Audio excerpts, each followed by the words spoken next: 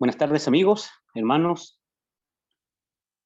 Damos gracias nuevamente para predicar el Evangelio. Gracias a Dios por predicar el Evangelio, como el Señor mandó a su pueblo.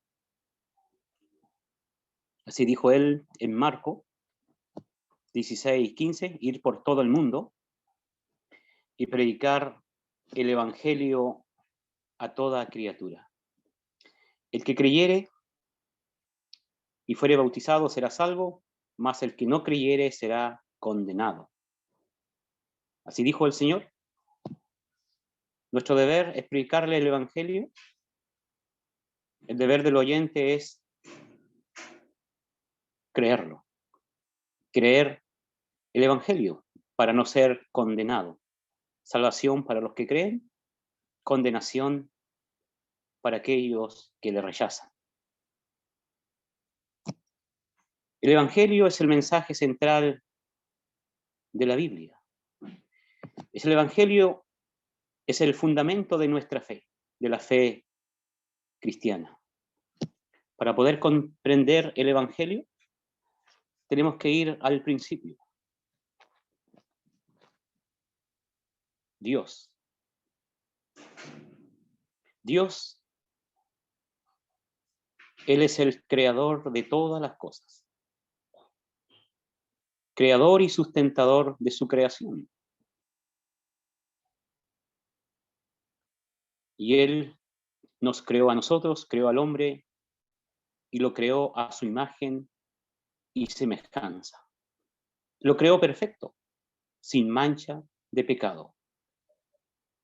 Lo creó para que el hombre le glorificara, le honrara, le sirviera y disfrutara de su presencia. Pero el hombre fracasó. El hombre le dio la espalda a su creador. Pecó contra él, le falló. Y Dios tuvo que tomar al hombre y echarlo de su presencia, porque Él es santo. Y en su santidad Él no tolera ni la más mínima huella de pecado. Él había dicho al hombre que la paga del pecado es muerte. Y Dios en su justicia no puede pasar por alto nuestro pecado, el pecado de Adán. Dios toma a Adán y lo echa. Pero la Escritura también dice allí en Romanos capítulo 5, verso 12, que el pecado entra en el mundo por medio de un hombre, Adán, y por el pecado entra la muerte. La muerte física es una de las consecuencias de nuestro estado espiritual, por haber fallado a Dios. El pecado entra por Adán y pasa a nosotros. Y Dios dice también que el juicio vino a causa de un solo pecado, tanto para Adán como para nosotros, para condenación eterna. Romanos 5, 16. Porque Dios es justo y Él tiene que condenar al pecador. Y la condenación consiste en pasar la eternidad en el lago que arde con fuego y azufre. Ese lugar que fue preparado, dirá el mismo Señor, para el diablo y sus ángeles. Y allí el hombre sufrirá eternamente. El hombre no es aniquilado después de la muerte. El hombre que no ha creído en el Evangelio, si la muerte le sorprende, partirá al lugar de tormento. Va a experimentar el juicio, la ira de Dios, por causa del pecado. el fuego de la ira de Dios. Y Dios no describe ese lugar de tormento, el lago de fuego, como un lugar de castigo eterno y un fuego que nunca se apaga. Así lo dijo el Señor.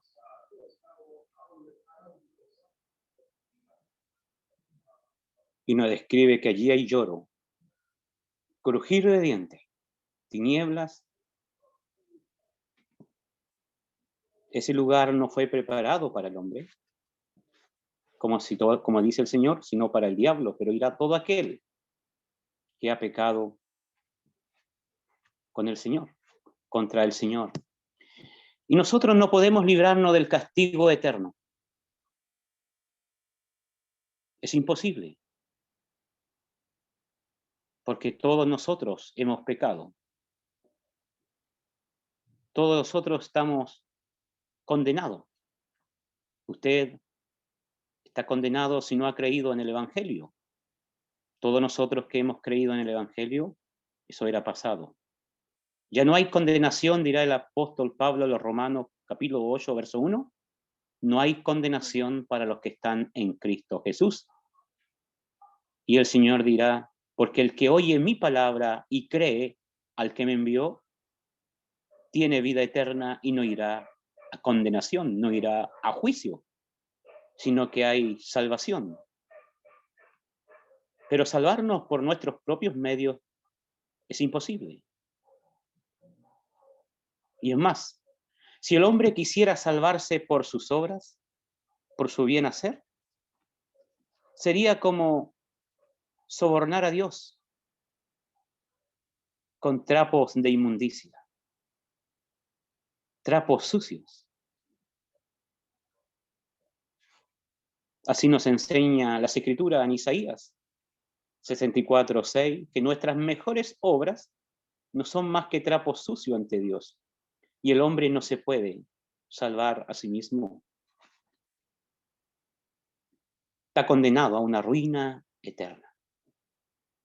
Por causa del pecado. Pecados quiere decir en simples palabras fallar. Adán falló a su creador. Nosotros le hemos fallado una y otra vez. Juan dirá, pecado significa quebrantar la ley, infringir la ley. Y nosotros hemos quebrantado la ley de Dios, hemos traspasado la línea que no debíamos traspasar. Podemos decir que pecado es todo movimiento del ser humano que está en contra de la voluntad de Dios, sea consciente o inconsciente. El hombre es culpable y tendrá que pagar. Y la paga es muerte, ruina eterna. Y el hombre no está consciente de esto, lo toma como algo liviano, pero esa es la verdad bíblica. Ninguno de nosotros puede salvarse a sí mismo. Y por eso Dios nos envía a Jesucristo. Jesucristo es el corazón del Evangelio, el Hijo de Dios. Dios mismo tuvo que venir a esta tierra, porque ningún hombre puede salvar a otro hombre. Dirá el Salmo 49, ningún hombre puede redimir a otro, ni salvar su alma de la condenación. No puede ser un ángel, porque nosotros hemos pecado, y para eso Dios tuvo que tomar la condición de hombre, nuestra condición de carne y sangre, de carne y hueso, y venir a este mundo en la persona de Jesucristo. Jesucristo, el Hijo de Dios, el eterno Hijo de Dios, que está junto al Padre. Un día, en el cumplimiento del tiempo, en el plan de Dios, Dios lo envía al mundo para venir a rescatar nuestras almas de la condenación del infierno. Él vino para rescatarnos de la condenación. El Dios eterno que habita en luz inaccesible, es morada eterna de gloria, el creador de todas las cosas. Él descendió a este mundo. Y al venir a este mundo, toma forma humana. Allí en el vientre de María, cuando fue engendrado por el Espíritu Santo de Dios, comienza su naturaleza humana junto con su naturaleza divina, para nunca más separarse, ni por una milésima de segundo. Y nace allí en Belén el Dios eterno como un niño. El Dios eterno se ha humanado. El bebé de Belén es Dios, manifestado en carne. Su naturaleza divina nunca tuvo un comienzo, jamás. Él siempre ha sido, y es, y lo será. Solo su naturaleza humana tuvo un comienzo. Él no es una criatura del tiempo. Él es el autor de todo lo creado y sustentador de todo lo creado, ya sea lo grande, lo macro o lo micro. Todo fue creado por Él y para Él. Y Él es antes de todas las cosas, y todas las cosas por Él subsisten. El escritor a los Hebreos dirá que Él es el creador de todas las cosas y quien sustenta todas las cosas con la palabra de su poder. Ese es Jesucristo. El escritor a los Hebreos dirá que Él es adorado por los ángeles. ¿Quién puede ser adorado? Solo Dios. Jesús, el Hijo de Dios, es Dios. Tan Dios como el Padre, pero a la vez tan hombre como nosotros. Y Él es el que vino al mundo para vivir una vida perfecta, la vida que nosotros no podemos vivir delante de Dios.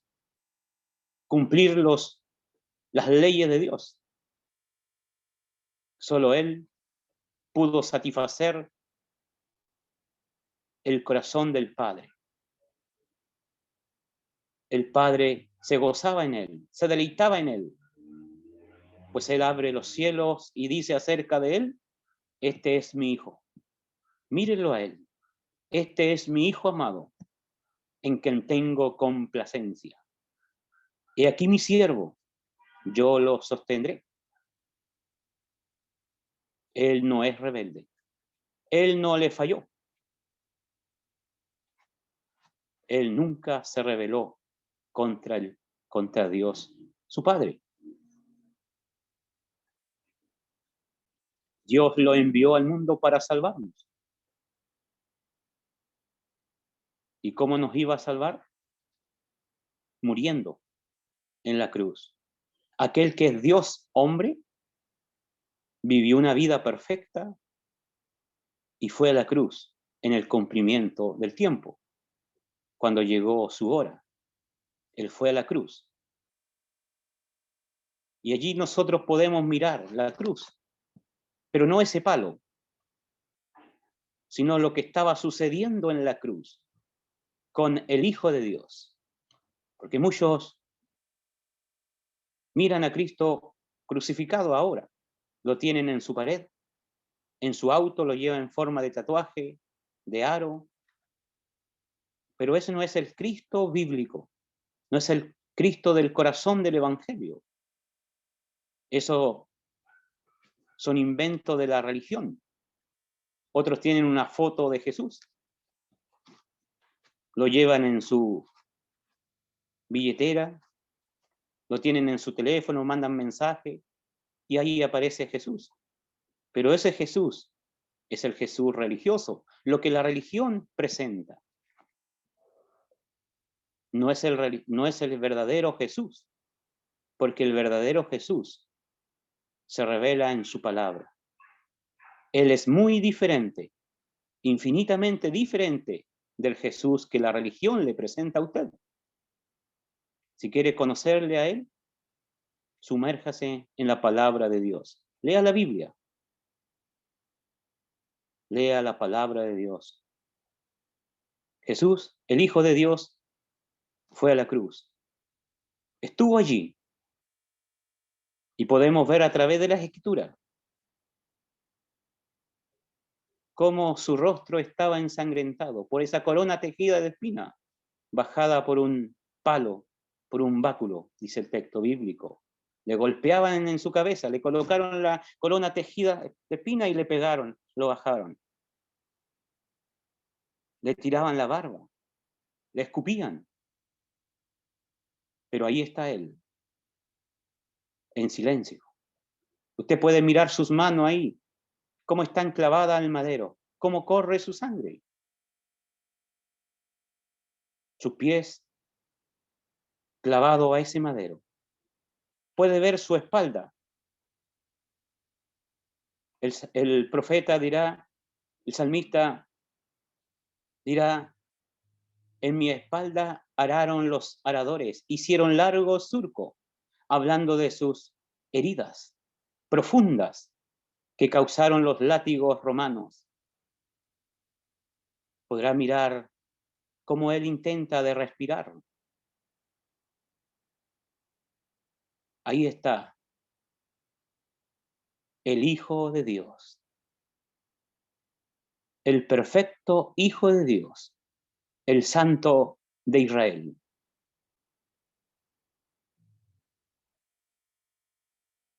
Y luego, después de sufrir el sufrimiento de los seres humanos, el desprecio de sus propias criaturas a quien vino a salvar, ahora él va a entrar en unas horas de tinieblas, 3 horas de tiniebla. Y ahí la Escritura nos enseña que Dios va a solucionar nuestro problema del pecado. Porque Dios toma nuestros pecados, dice Isaías 53, Él toma nuestros pecados y los coloca en la espalda de Cristo. Toma nuestros pecados y los coloca en la espalda de Cristo. Y también dirá el profeta que a Cristo, piense cómo está allí, el dolor. Y dice que a Cristo le agradó, parafraseando el texto de Isaías. Literalmente dice, pero esto se refiere a Cristo.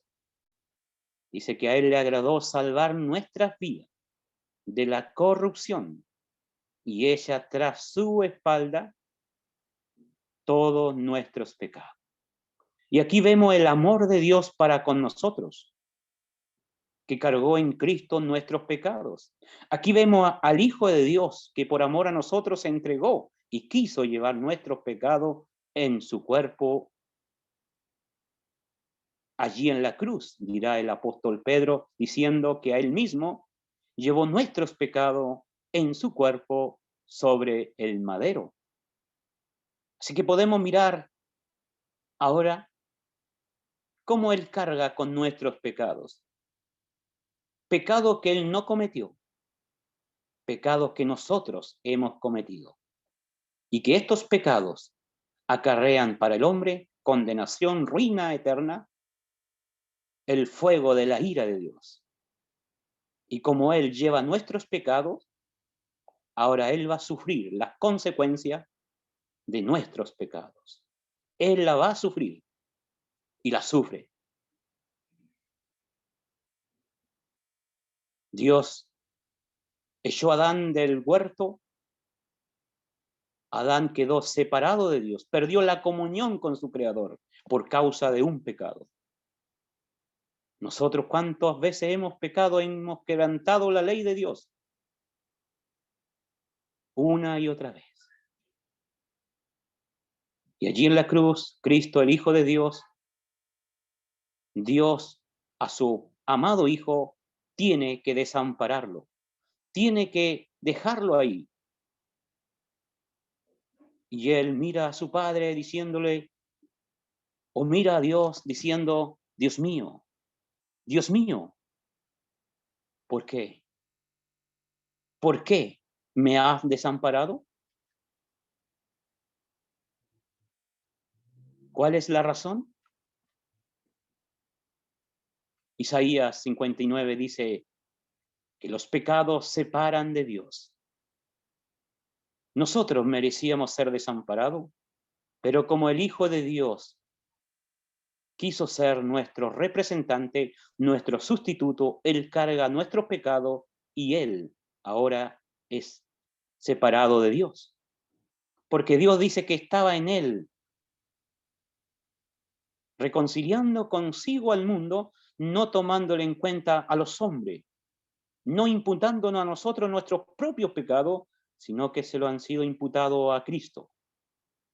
Y el que no cometió pecado alguno, el santo, el justo, a él se le trató como si hubiese pecado, ya que él se hizo responsable por los pecados de su pueblo. Y todo el juicio de Dios, todo el fuego de la ira de Dios cayó sobre él. Porque Dios tuvo que levantar su espada. Isaías dice, Jehová los sujetó. Zacarías dice que Dios levantó su espada, lo sujetó allí y Dios levantó su espada contra él para herirlo. Y agrega Isaías también, ¿por qué Dios lo hirió? Y lo hirió por causa mía, por causa suya, por causa de nuestros pecados, ya que Él los llevaba en su propio cuerpo en la cruz. ¿Va a dudar usted del amor de Dios? Pablo los Romanos dice, Dios mostró su amor. Dios muestra su amor para con nosotros, que siendo aún pecadores, Cristo, el Hijo de Dios, murió por nosotros. Para llevarnos a Dios, dirá el apóstol Pedro. El justo muere por los injustos para llevarnos a Dios. Él fue desamparado para que nosotros pudiéramos ser amparados. Él recibió el castigo de Dios para que nosotros fuésemos salvos del castigo. Si hay salvación, es porque el Dios eterno se hizo hombre y fue a la cruz para llevar nuestros pecados y recibir la ira de Dios por causa nuestra. Y él dijo, consumado es. Consumado es. Él pagó la cuenta. Ahora hay salvación para todos, para todos aquellos que acuden a Cristo. Por fe, creyendo en el Evangelio que habla de Cristo, el cual es Dios, hombre, que fue a la cruz a morir por nosotros. La decisión es suya. Usted decide. Lo único que le puedo decir que usted, si ha creído en Cristo, está a un paso del cielo. Si la muerte le sorprende, partirá a la presencia de Dios, porque las puertas del cielo se abren de par en par para aquellos que creen en el Evangelio que me habla de Cristo. Pero si usted no ha creído en el Evangelio que habla de Cristo, el infierno está a un paso suyo. Si usted muere esta noche, si la muerte le sorprende,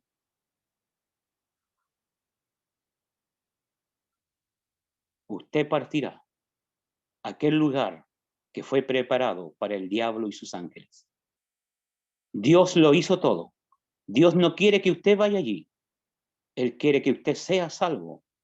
Y para eso ha enviado a su Hijo, para rescatar. ¿Qué debe ser usted? Dejarse rescatar. Dejarse salvar. Estirar la mano de la fe. Es decir, confiar en Cristo. Confiar en Él. Solo en Él. Para que las puertas del cielo se abran de par en par. Dios bendiga su palabra en cada corazón. Que el Espíritu Santo de Dios obre en cada corazón. Dios bendiga su palabra.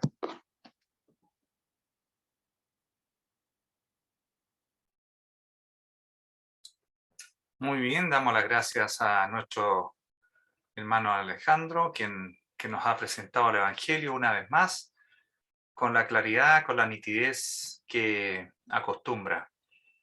La verdad que para todos los que están escuchando y que aún no son del Señor, le invitamos a que haga oídos a este mensaje. Haga oídos porque el amor de Dios se manifiesta. No sé si pensar solo en la condenación que ya pende sobre usted, que ya es mucho. Pero el hecho de pensar que usted está rechazando el regalo de Dios es para quedarse preocupado del tema. Así que le invitamos a que, recibiendo este mensaje, tal vez lo ha escuchado antes, pueda usted hacer un análisis de su vida y poder encontrar que Dios, primero, le habla y segundo, que le habla con la verdad. Tenemos pecado en nosotros y solo Él lo puede perdonar en la persona de su Hijo. Así que le invitamos a que tenga esto muy, muy presente para usted en su vida. Para esta segunda parte voy a tocar un tema que lo venía tocando hace un par de martes atrás. El martes pasado tuvimos un recreíto, un paréntesis. Hasta hace un par de semanas atrás estuvimos revisando aspectos en la vida de dos hombres durante 2 martes seguidos. Primero hablamos de José el carpintero, el padre adoptivo de Jesús. Una persona que es trascendente en la vida de Jesús, por supuesto que sí, pero que observamos que él siempre permaneció en un segundo plano, en un tercer plano. Nunca hubo un papel protagónico, pero sí un papel tremendamente importante. Una persona de fe, de paciencia, de mansedumbre, de obediencia y templanza. Tal vez como pocos. El gran José, el carpintero. El martes siguiente estuvimos conversando también de otro José, José de Arimatea. ¿Quién es la persona que facilita el sepulcro para nuestro Señor? Un creyente en secreto. Él pertenecía a la religión imperante, un hombre rico, pero que estaba muy ocupado en averiguar y confirmar que Jesús era el Cristo. Su preocupación era fiel. Él no estaba preocupado de la religión, él está preocupado realmente del Mesías y entiende que llegó el Mesías, que es lo que esperamos que usted también pueda entender hoy. El Mesías llegó. Creyente en secreto, valiente, sale del anonimato cuando tiene que hacerlo, se arriesga por el Señor y luego desaparece. No sabemos más de José de Arimatea. Su intervención se menciona en los 4 evangelios, lo cual no es muy común, por lo que representa necesariamente un ejemplo y algo que el Señor quiere que revisemos. La vida y obra de José de Arimatea.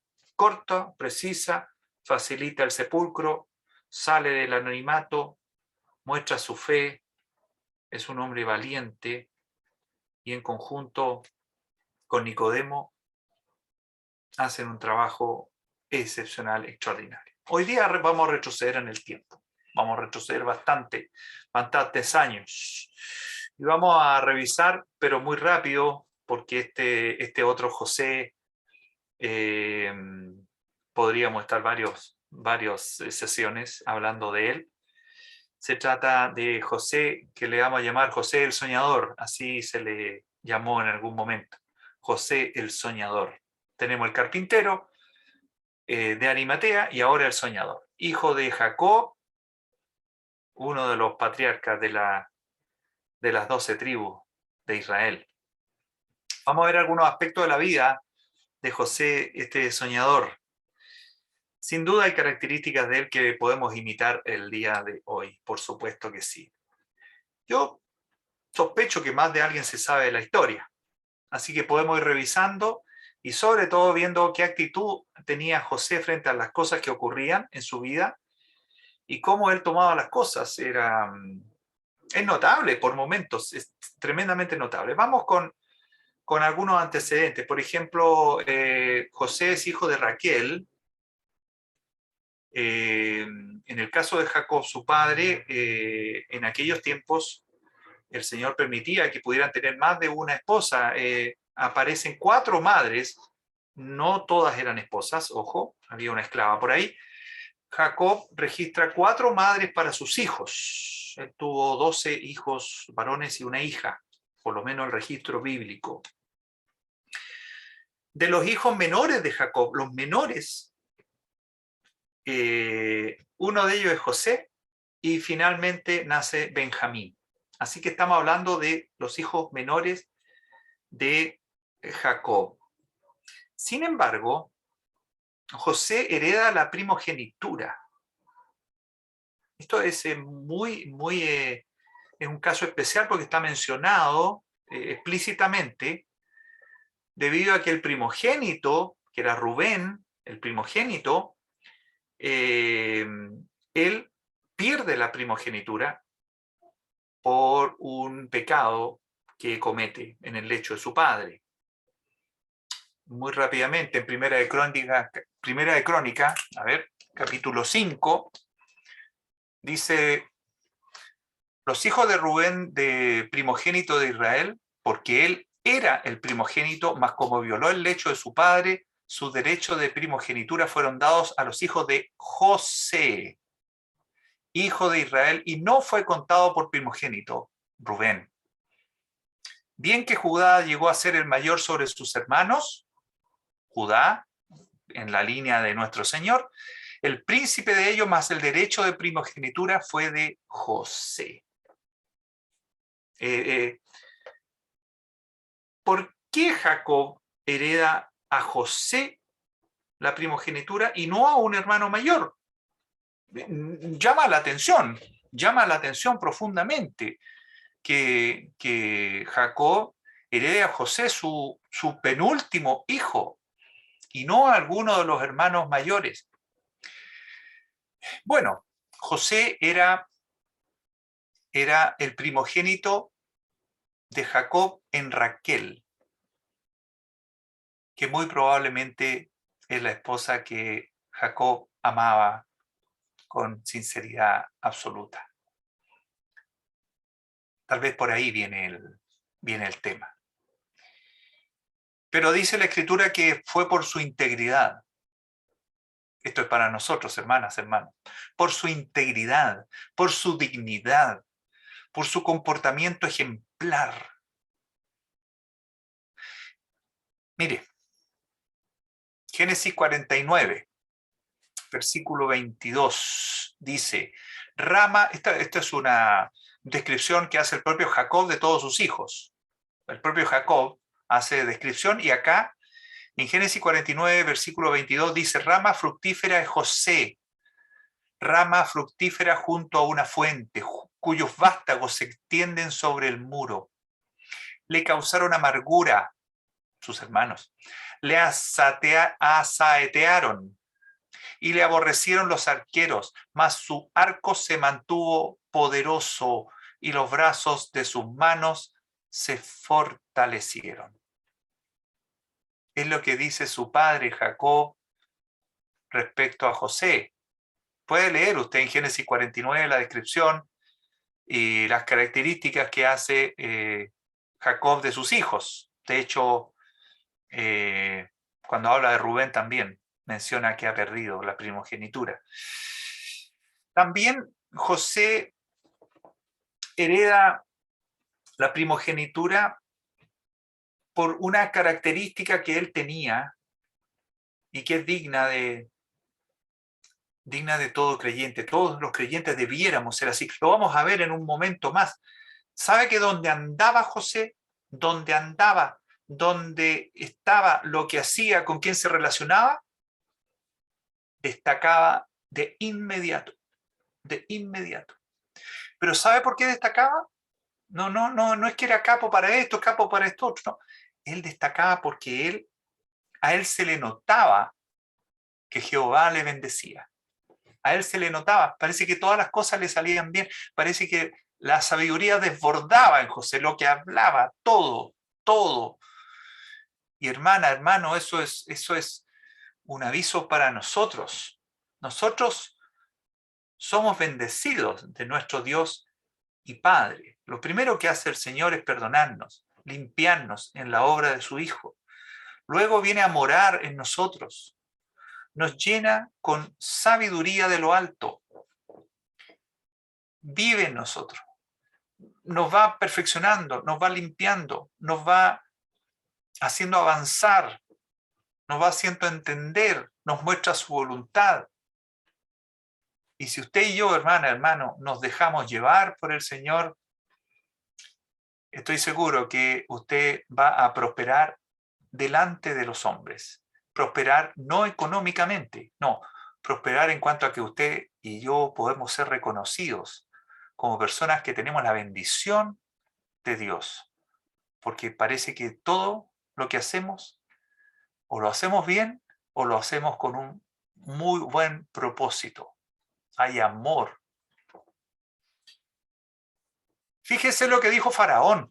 Me adelanto un poco. Cuando él fue vendido a Egipto y después estuvo frente a Faraón, en Génesis capítulo 41, versículo 38, mire lo que dice Faraón de José.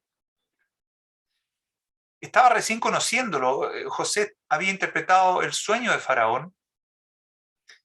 Y Faraón dice a sus siervos, versículo 38, ¿acaso hallaremos a otro hombre como este, en quien esté el Espíritu de Dios? Mire lo que dijo. No dijo que era inteligente, no dijo que... No, dijo, en este hombre está el Espíritu de Dios. Incluso es muy, pero muy probable, casi seguro, que Faraón estuviera reconociendo en el Dios de José el verdadero Dios.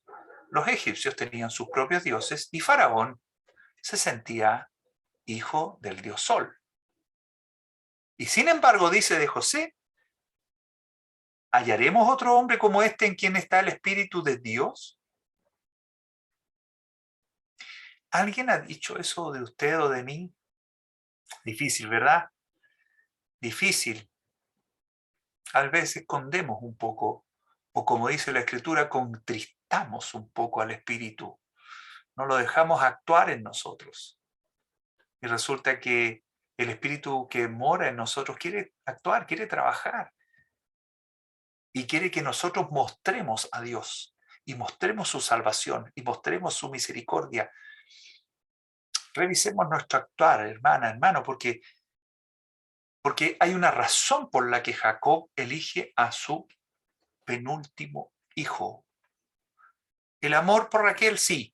Primogénito de Raquel, sí. Pero Jacob veía en José, veía una dedicación.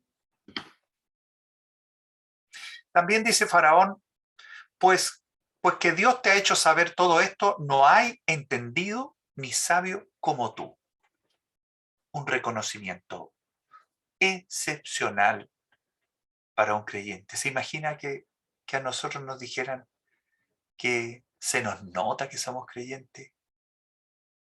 Y no es para vanagloria, sino que incluso para una oportunidad para dar gracias a Dios, porque probablemente otras personas van a querer, en algún momento podrán decir, oye, a mí me gustaría ser como él, me gustaría ser creyente porque mira cómo son los creyentes. Sabe que nos ha pasado de repente con mi señora que hemos escuchado personas decir que no, por ningún motivo ir a ese lugar, porque la gente que va a tal lugar, refiriéndose por ejemplo a nuestro local, no, son aquí, son acá, son esto y son esto otro. Nos llenamos de tristeza y de vergüenza. Tristeza y vergüenza.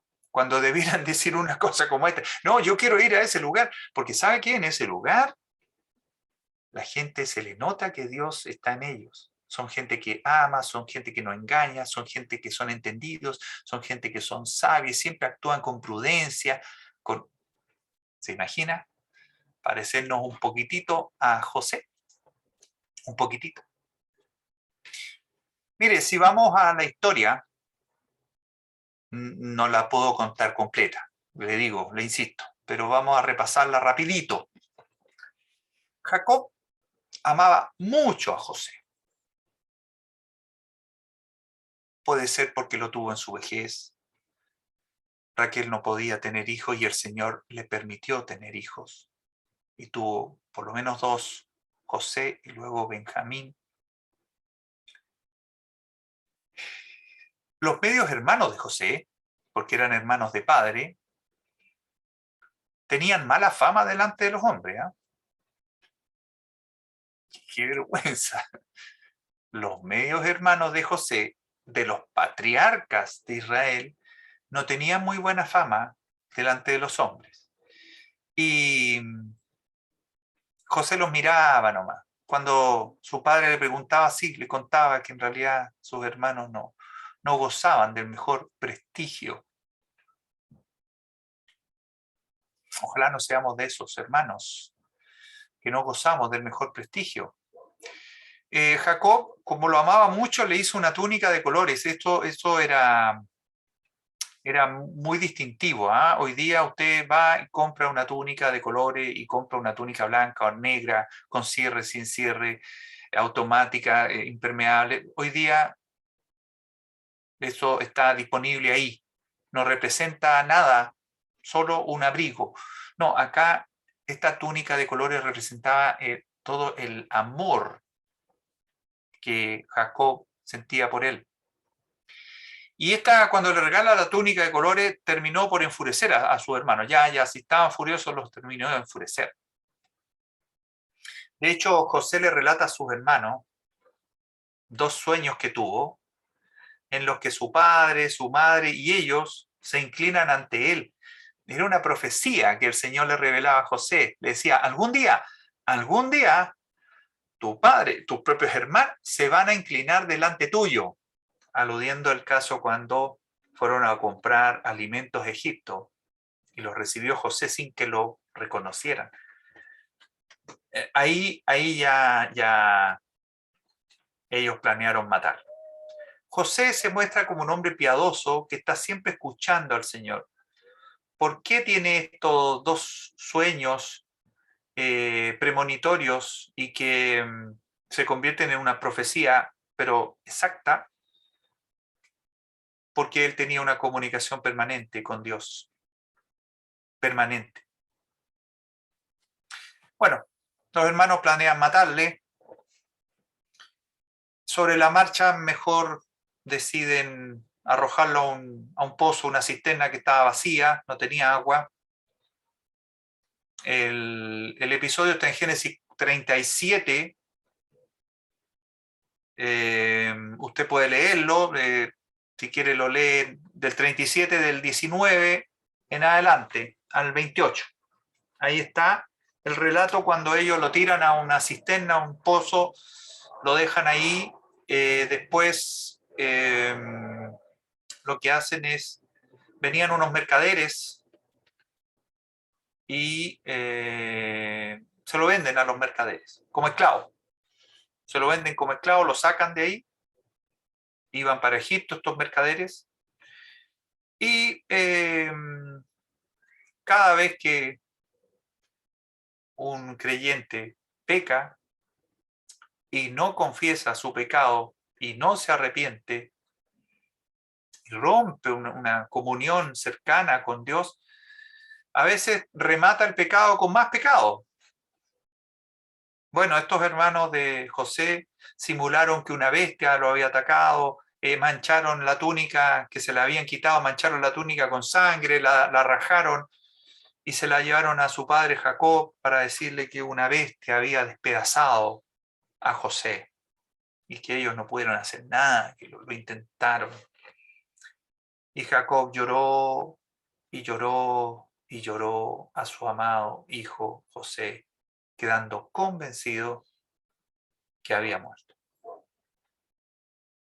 Fíjense que en todo este episodio, José callaba, no abrió su boca, tal como nuestro Señor, no abrió su boca. Objeto de una calumnia, objeto de la envidia. Lo iban a matar. Y él enmudece, no habla de habla de defenderse, enmudece. Impresionante la conducta de José. Léalo, Génesis 37. José callaba. Tal vez a veces nos hace falta callar. Y lo otro, cuando anden pensamientos, hermano, cuando anden pensamientos, producto de la envidia, producto de rencores, cosas que pudieran tener contra otro hermano. Aquí, mire cómo estaban los hermanos de José. Acudamos al Señor.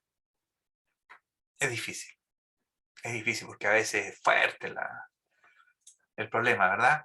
Surge un problema, surge feo, y lo único que queremos es que la otra persona desaparezca, poco menos. Que desaparezca, que ya no esté nunca más. Bueno, tenemos que tener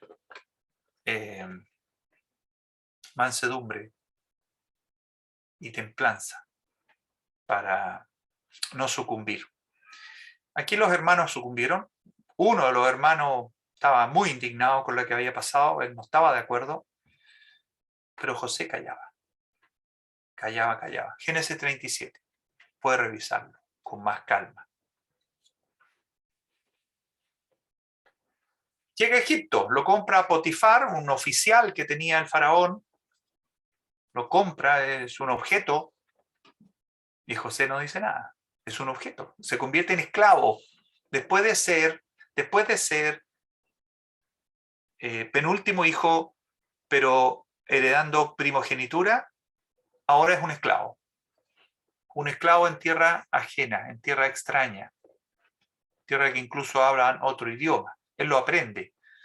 Él aprendió ese otro idioma. Tanto que cuando sus hermanos van a comprar alimento y pensaban que él era un egipcio de nacimiento y hablaban en hebreo para que no les entendiera, y él les entendía. Él sabía lo que estaban hablando, por supuesto.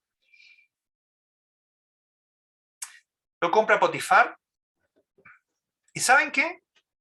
Es prosperado por Jehová. Es prosperado de inmediato por su carácter. Sus acciones lo mostraban. Esto era reconocido por su amo Potifar estaba fascinado, tanto que descansó en él. Ya no era un esclavo, era casi un empleado de confianza. ¿Cómo se las arregla José para hacer eso? ¿Cómo se las arregla? Bueno, como se las arregla cualquier creyente, con un comportamiento ejemplar, con diligencia, con profesionalismo en lo que haga, con un buen hablar, con una intención siempre buena. Fíjese que en Génesis 39, lo leo muy rapidito, mas Jehová estaba con José, de nuevo, y fue varón próspero y estaba en la casa de su amo el egipcio, y vio su amo que Jehová estaba con él. Otra vez un extraño ve que Dios está con José. ¿Cómo podemos lograr eso? ¿Cómo podemos lograr que los demás vean que en nosotros está Dios? Bueno, primero tiene que estar. Lo primero es que tiene que estar. No podemos ocultar a Dios de nuestra vida diaria, de todo momento. A veces podría pensar yo que ocultamos a Dios, que ojalá no sepan que yo soy cristiano. Me puede traer malos dividendos. A José solo le traen buenos dividendos. Su amo vio que Jehová estaba con él y todo lo que él hacía, escuche bien, todo lo que él hacía, Jehová lo hacía prosperar en su mano. Fíjese que no era José el que prosperaba las cosas. José hacía las cosas y Jehová las prosperaba. ¿Existirá la envidia sana?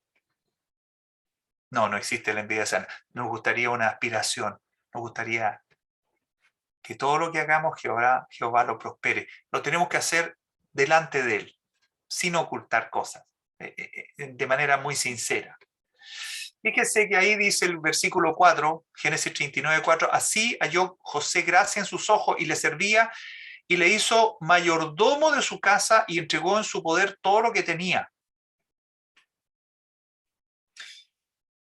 Incluso dice que cuando le dio el encargo de la casa y de todo lo que tenía, Jehová bendijo la casa del egipcio a causa de José. O sea, lo saca de esclavo porque ya no es esclavo, ya es el mayordomo de la casa.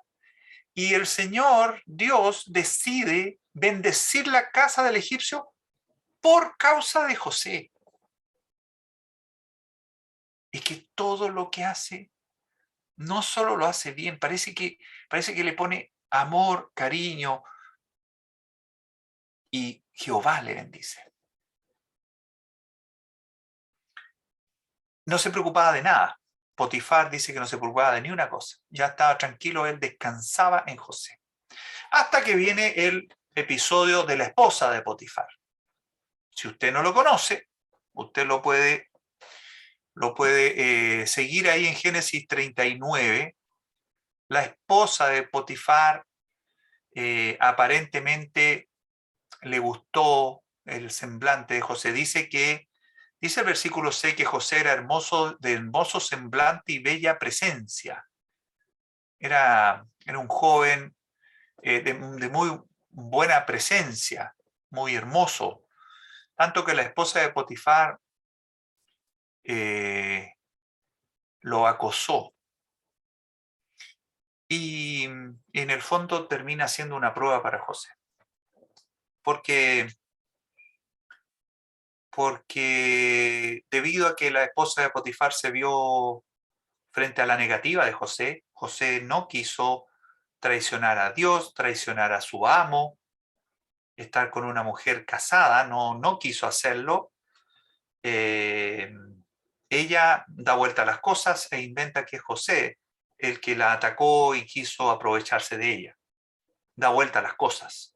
Entonces es una prueba para José. Es una prueba y Dios lo equipa. Y Dios, hermana, hermano, Dios nos equipa también a nosotros, nos equipa con esas cosas, nos da herramientas. ¿Cuántas veces alguien ha dicho algo que no es verdad de nosotros? Probablemente a usted le ha pasado. Si no le ha pasado, es cuestión de tiempo. Alguien podrá decir algo de usted que no es verdad. Incluso, en este caso, como José había sido esclavo y luego mayordomo, le creyeron a la esposa de Potifar. Por supuesto que le creyeron a ella y lo meten a la cárcel. Pero Dios equipa a José con integridad, con templanza, con sabiduría, con respeto, con sumisión, valentía, mansedumbre y fidelidad, que son atributos que podríamos imitar. Por supuesto que si no voy a leer el pasaje, solo decirle que José pagó las consecuencias, pero estas son cosas terrenales. A José parece que las cosas terrenales le resultaban sencillas. Su ocupación siempre era estar en la presencia de Dios y Dios le prosperaba. Son cosas terrenales, completamente terrenales. No vamos a alcanzar a ver nada de lo que quería ver hoy día. Tal vez podemos seguir el otro martes. José paga las consecuencias, pero las consecuencias son perder la libertad, se va a la cárcel, pero su relación con Dios permanece intacta. Y obviamente sale fortalecido. Fíjese que una vez que está en la cárcel, dice el Génesis 39, versículo 19. Y sucedió que cuando oyó el amo de José las palabras que su mujer le hablaba, diciendo, así me ha tratado tu siervo, se encendió su furor. Potifar se molestó, se enojó, y tomó a su amo a José y lo puso en la cárcel, donde estaban los presos del rey, y estuvo allí en la cárcel. Pero escuche el 21, es insólito. Él es acusado y condenado por un acoso indebido a su patrona, lo cual era mentira, era una calumnia. Y el 21 dice, pero Jehová estaba con José y le extendió su misericordia y le dio gracia en los ojos del jefe de la cárcel.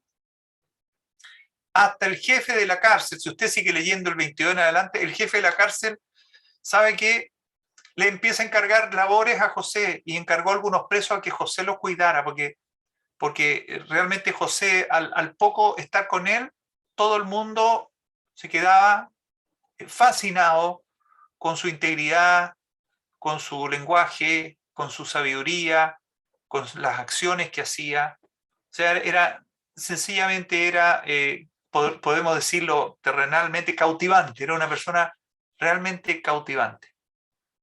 Ese era José el soñador. Vamos a tener que dejar hasta aquí. ¿Ya? José acaba de ser puesto en la cárcel. ¿Cómo se las arregla José? Para donde él esté, en la cárcel, con el amo, de esclavo, donde sea, termina siendo puesto en un lugar de privilegio porque todos ven que Dios le ayuda, le bendice, le prospera, y José es podríamos pensar que José es un prototipo de lo que es el cristiano hoy. Llamémosle así, un prototipo. O sea, ¿cómo deberíamos ser los cristianos? Como José. ¿Cómo deberíamos caer en un trabajo? Caer paraditos. Y en otro trabajo, de igual forma. Y ser tratados siempre bien, porque hay respeto, porque hay templanza, porque hay sinceridad, porque hay transparencia. El creyente es dotado por el Señor. A través del Espíritu Santo es dotado con dones, con frutos, y debemos mostrarlos. Tal como José lo hacía, que parece que lo hacía todo el rato, y en todas partes él rápidamente era apartado para labores más de organización, labores de diseño, labores porque el hombre se le notaba, y lo que reconocían todos es que Jehová le prosperaba. Lo vamos a dejar hasta aquí. José está en la cárcel, recién puesto en la cárcel, acusado por la esposa de Potifar. Vamos a orar y a ver si seguimos el otro martes con esta apasionante historia de José el soñador. Oremos, por favor. Padre Celestial, te agradecemos esta doble presentación de tu palabra. Gracias, Señor, por darnos tu evangelio, la salvación que es en Cristo Jesús. Y gracias, Padre Celestial, por mostrarnos hombres de Dios, hombres que te han tenido siempre presente para todo lo que hagan, y tú les prosperas de diferentes formas, no solo materialmente. Padre, te agradecemos porque tú nos muestras con estas formas, nos muestras cómo quieres que nosotros también seamos, y que podamos llevar tu nombre y podamos llevar la obra de la cruz a todo lugar.